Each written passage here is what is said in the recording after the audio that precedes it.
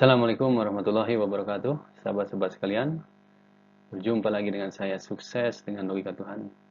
Semoga sahabat-sahabat sekalian diberi kesejahteraan oleh Allah Subhanahu wa taala dan diberi kesehatan bersama keluarga. Amin ya Allah ya rabbal alamin. Sahabat-sahabat sekalian, seperti biasa, pada kali ini saya menggunakan slide supaya lebih bisa dipahami oleh sahabat-sahabat sekalian. Kalau dengan menggunakan media biasanya ilmunya bisa lebih cepat ditransfer sahabat-sahabat sekalian. Kali ini saya akan menjelaskan bahwa logika orang hebat itu sudah ditetapkan oleh Allah Subhanahu wa taala. Orang hebat dimanapun semuanya berpola pikir sama. Jadi sahabat-sahabat sekalian, mari kita ikuti ya, slide per slide.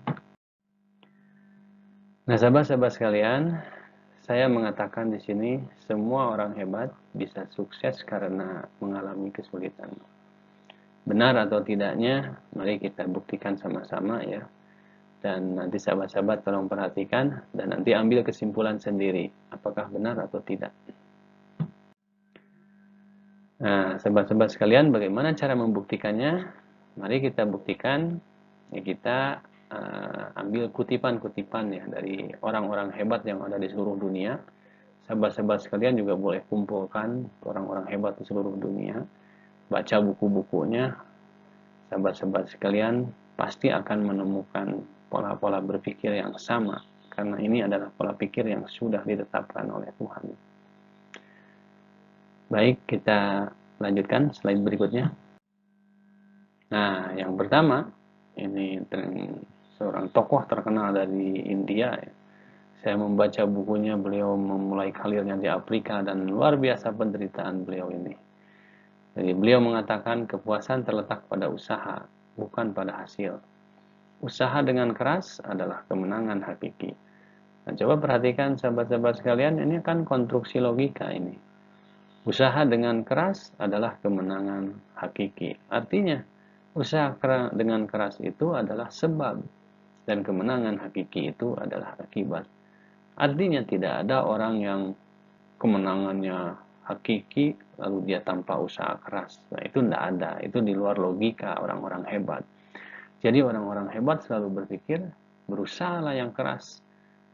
Sekeras mungkin, maka Anda akan mendapatkan kemenangan yang hakiki. Demikian kata Mahatma Gandhi. Kemudian sahabat-sahabat sekalian, ini adalah Billy P.S. Lim, seorang pengusaha sukses dari Malaysia. Saya baca bukunya berjudul Berani Gagal. Dan ini saya banyak terinspirasi dari buku ini. Beliau mengatakan berlian perlu digosok berulang kali supaya menghasilkan berlian perhiasan. Jadi perhiasan yang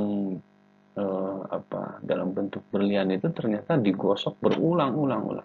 Ini persis seperti manusia sukses ini, kalau mau sukses harus digosok berulang-ulang, diuji berulang-ulang, sehingga dia akan mendapatkan kesuksesan yang benar-benar sukses. Kemudian semakin panas api yang melebur, semakin murni emas dihasilkan. Ini sahabat-sahabat sekarang bisa dibayangkan bagaimana orang-orang hebat itu ditempa dengan ujian yang sangat berat, yaitu dengan panas api tadi. Panas api melebur ini adalah kesulitan yang harus ditempuh oleh setiap orang hebat. Kemudian di sini adalah minyak wangi yang dihasilkan. Bagaimana minyak wangi bisa dihasilkan? Ternyata itu harus diperah. Dan diperah ini adalah kesulitan, ujian, cobaan sama. Jadi dalam berbagai konteks bahasa, orang-orang hebat itu mengatakan bahwa memang kalau mau sukses kita harus dengan ujian yang menghadapi ujian-ujian yang besar. Demikian Billy P.S. Lim mengatakan. Lalu ini seorang ilmuwan, Dr. Booker T. Washington mengatakan, ukuran sukses tidak tergantung pada prestasi. Biasanya orang kan melihat sukses ini, lihat prestasi orang, lihat jabatan orang, lihat kedudukan orang, baru dia lihat, oh dia sukses. Padahal bukan itu yang dilihat. Kesuksesan itu tergantung pada berapa tahap kesukaran telah diatasi. Demikian kata Dr. Booker T. Washington. Jadi penyebab kesuksesan itu adalah berapa tahap kesukaran yang sudah dilalui oleh orang itu. Itulah yang menjadi ukuran kesuksesan seseorang. Selanjutnya ini Richard Nixon. Beliau mengatakan, Anda memerlukan sebanyak mungkin pengalaman pahit untuk melahirkan keunggulan. Ini lebih letterlek lagi Richard Nixon ini, bahwa wajib ini, pengalaman pahit ini wajib dihadapi oleh orang-orang, dilalui oleh orang-orang kalau Anda ingin menjadi orang-orang yang unggul di antara orang-orang. Ini sahabat-sahabat sekalian, orang-orang hebat itu punya pola pikir yang pola pikir khas orang hebat. Dan dari mana pola pikir ini? Nanti sahabat-sahabat sekalian bisa membuktikan di akhir slide ini. Tunggu, tonton sampai habis. Kemudian Helen Keller, beliau mengatakan, karakter tidak dapat dibangun dengan mudah tanpa usaha. Ini sudah menegaskan lagi, ini usaha ini menjadi satu syarat, menjadi satu sebab. Hanya melalui pengalaman ujian dan penderitaan. Ini letterlek lagi nih, beliau mengatakan bahwa ujian penderitaan ini itulah yang akan memperkuat seseorang dan akan menjadi visinya menjadi jelas, ambisi menjadi inspirasi, dan barulah sukses dicapai. Ini kuncinya ujian dan penderitaan. Helen Keller secara letterlek mengatakan itu. Ini logika orang hebat, saudara-saudara sekalian. Kemudian Samuel Smile ini orang yang tidak pernah membuat kesalahan. Mereka tidak pernah membuat penemuan. Kalau Anda tidak berbuat salah, Anda nggak akan menemukan sesuatu. Maka ini logika bahwa orang-orang yang sukses itu tidak pernah, tidak mungkin tidak mengalami kegagalan. So, penemu itu adalah orang-orang yang gagal sebelumnya. Cuman dari kegagalan itu dia menemukan akhirnya. Jadi orang yang tidak pernah menemukan kegagalan, ya logikanya masuk logika. Dia tidak akan pernah menemukan penemuan. Tidak akan pernah melakukan inovasi, tidak pernah menemukan sebuah produk yang bermanfaat bagi orang kalau dia tidak pernah melakukan kesalahan. Seorang peneliti itu kan, seorang penulis siapa? Penulis hebat, peneliti hebat itu sebetulnya orang-orang yang banyak sekali mengalami kegagalan. Jadi orang sukses itu orang gagal sebetulnya, sobat-sobat sekalian. Ini masih ingat almarhum Bob Sadino, saya baca bukunya, judulnya sangat ekstrimnya, Belajar Goblok dari Bob Sadino. Bukunya juga sangat menarik dan sangat eksentrik gitu, karena orangnya juga eksentrik. Ketika hidupnya beliau selalu memakai celana pendek, dan beliau punya pengalaman pribadi yang luar biasa sampai dia mengambil kesimpulan karena dia menganggap dirinya goblok itu, karena kesimpulannya menurut dia goblok gitu. Jika bisnis mau untung, carilah kegagalan. Ini dalam tanda petik goblok itu ya, sahabat-sahabat sekalian. Ini bahasa yang bukan bahasa sesungguhnya. Ini artinya beliau ingin menyampaikan pesan kepada kita semua. Bob Sadino ini ingin menyampaikan pesan kepada kita bahwa ini loh rumus sukses itu, bukan leha-leha, bukan cari kemudahan-kemudahan, cari koneksi-koneksi, apalagi pakai suap-suap, apalagi pakai buang pelicin-pelicin, bukan begitu. Jadi orang sukses itu adalah yang menghadapi kegagalan demi kegagalan sehingga dia mendapatkan keuntungan. Ini orang bisnis itu adalah orang yang banyak mengalami kegagalan sehingga dia banyak untung besar. Misalnya Lo Keng Hong itu orang yang sekarang seperti Warren Buffett-nya Indonesia. Orang melihat sekarang enaknya, tapi perjalanan dia kan puluhan tahun untuk membangun bisnisnya itu di bursa saham. Sahabat-sahabat sekalian, begitu pola berpikirnya. Jadi jangan menganggap lagi bahwa orang sukses itu hasil dari leha-leha, ongkang-ongkang kaki, atau karena terima anugerah atau terima rezeki begitu saja tanpa perjuangan. Tidak, pasti ada kesulitan yang dihadapi setiap orang itu, siapapun. Mau pergi kutub utara, kutub selatan, barat ke timur, gitu-gitu aja, sama logikanya. Ini kan milik Tuhan. Timur dan barat itu milik Tuhan. Nah, inilah teladan kita semua, panutan kita semua. Dan beliaulah yang sampai sekarang mewariskan logika itu kepada orang Islam. Dan itu bukan dimiliki orang-orang Islam saja sebetulnya, kan dimiliki oleh seluruh manusia mengikuti logika-logika ini. Cuma Nabi Muhammad di sini menegaskan bahwa itu logikanya bukan dari manusia. Ini Nabi Muhammad juga mengeluarkan logika ini bukan dari karena pola pikir Nabi Muhammad sebetulnya. Ini ada petunjuk. Nabi Muhammad itu hanya menyampaikan kebenaran dari pemilik kebenaran. Ini Nabi Muhammad mengatakan di sini dalam hadis sahih, ini hadisnya. Besarnya pahala sesuai dengan besarnya ujian dan coba. Bandingkan dengan pemikiran-pemikiran orang hebat yang sebelumnya saya sampaikan. Nah, kalau orang Islam, ya kalau kita beragama, rujuklah ke sini. Karena ketika kita merujuk ke sini, ada yang melihat kita dari belakang itu dan membuat dia senang kepada kita. Siapa? Tuhan, Allah Subhanahu wa Ta'ala. Nah, orang Islam seharusnya seperti ini pola pikirnya, logikanya ini orang Islam. Orang Islam itu tangguh ini. Kalau pola pikir yang digunakan oleh Nabi Muhammad itu tangguh. Nabi Muhammad itu orang yang tangguh itu. 13 tahun dihajar di Mekah itu. Enggak lari dari kenyataan Nabi Muhammad. Enggak pundung Nabi Muhammad itu. Jadi kalau ada orang Islam, Muslim yang pundungan, dia tidak berpola pikir, tidak mencontoh kepada Rasulullah SAW. Ini orang Islam itu, kalau demi untuk mencapai kesuksesan, dia harus paham, harus sadar bahwa ujian itu yang harus dia lalui.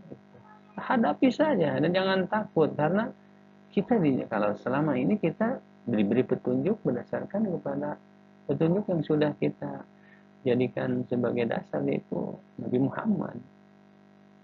Laksanakan saja, karena kita bersama apa yang diajarkan oleh Nabi Muhammad, kita dibarengi oleh Allah Subhanahu wa Ta'ala. Nah, tapi kita harus paham juga bahwa apa yang dilakukan Nabi Muhammad itu adalah untuk kemaslahatan umat manusia di muka bumi ini, untuk kesejahteraan umat manusia di muka bumi ini, untuk kedamaian manusia di muka bumi ini. Nabi Muhammad memperjuangkan Islam di Mekah, di Madinah itu bukan untuk perang, bukan untuk menguasai dunia, tapi apa? Untuk menciptakan kehidupan yang damai, untuk menciptakan kesejahteraan, keadilan, persamaan hak antara hak bagaimana seorang perempuan ada hak-haknya, seorang laki-laki ada hak-haknya, seorang anak ada haknya, tetangga ada haknya, mualaf ada haknya, orang miskin ada haknya, fakir miskin ada haknya, orang kaya ada haknya, orang miskin pejabat-pejabat ada haknya, semua itu diatur. Nabi Muhammad itu hanya menyampaikan itu, dan itu harus disampaikan dalam posisi kondisi damai. Demikian, ini Nabi Muhammad sudah menyampaikan, sudah paham ya. Kalau orang Islam berarti berarti sumbernya dari Nabi Muhammad ya. Nabi Muhammad dari mana sumbernya? Nah, dari sini Nabi Muhammad ini dari Al-Qur'an. Jadi Nabi Muhammad menyampaikan Al-Qur'an dengan bahasa lisannya Nabi Muhammad supaya bisa dipahami oleh kaumnya pada saat itu. Nah, ini yang saya sebut logika Tuhan, gitu, sahabat-sahabat sekalian. Jadi logika Tuhan itu ya sebetulnya ajaran berpikir yang kita ambil dari Al-Quran. Yang mana? Yaitu tadi, sesungguhnya sesudah kesulitan ada kemudahan. Sama kan yang diomongkan oleh orang-orang besar dari awal tadi, dari urutan dari atas sampai ke bawah, sama kan bunyinya. Lalu itu dari mana orang-orang seperti itu bisa berbicara seperti itu? Mungkin dia dari pengalaman. Ya kalau saya dari mana tahu ini? Saya dari kitab suci, tahu, membaca. Oh, ada pola logika ya seperti ini. Ada sebab, ada akibat. Logika itu kan sederhana, sahabat-sahabat sekalian. Logika itu sebab akibat. Jadi logika itu bukan milik Barat, milik Timur, milik Eropa, milik Amerika, milik kafir, milik ini. Bukan, logika ini adalah semacam apa ya, pola berpikir yang sudah Allah berikan kepada setiap manusia yang berakal. Silahkan gunakan, manfaatkan untuk memahami kehidupan ini, untuk memahami Al-Quran ini. Nah, ini saya coba Saya membantu lah, membantu kawan-kawan, membantu murid-murid saya, membantu teman-teman, atau membantu, niatnya membantu supaya memahami bagaimana sih caranya menghadapi kehidupan ini. Kita kan pengen enak hidupnya, pengen sukses. Tapi ada orang-orang yang salah kalau pengen sukses tapi hidupnya pengen enak-enak. Itu kan pola pikir yang salah. Makanya nantinya larinya menyimpang perilakunya, nyuri duit orang gitu. Ngadalin orang, nipu orang, nantinya begitu kalau pola pikirnya salah. Tapi kalau pikirnya benar, oh berarti saya harus menghadapi kesulitan demi kesulitan. Tapi berbuat orang jahat pun mengalami kesulitan. Nah, bukan di jalan itu kesulitannya, tapi harus kesulitan di jalan Allah Subhanahu wa taala. Nah, kesimpulannya, sahabat-sahabat sekalian, sudah bisa dipahami ya. Jadi inilah yang saya sampaikan yang disebut dengan logika Tuhan itu ini. Pola berpikirnya yang sumber kepada Al-Quran, bukan berpikir bebas seenak gue, bukan itu. Logika Tuhan itu yang betul-betul dipandu dan hati-hati memahaminya dari Al-Quran. Ya, kita buktikan pola-pola itu ada di manusia mana saja, ada di alam mana saja.